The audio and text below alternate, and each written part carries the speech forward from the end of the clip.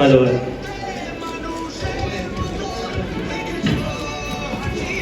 সুস্মিতা তুমি কিছু বলো। কেমন লাগলো? Thank you. প্লিজ সবাই শেয়ার করবেন আর বাকিদের সবাইকে বলবেন যে সিনেমাটা দেখতে আসতে। Thank you, thank you.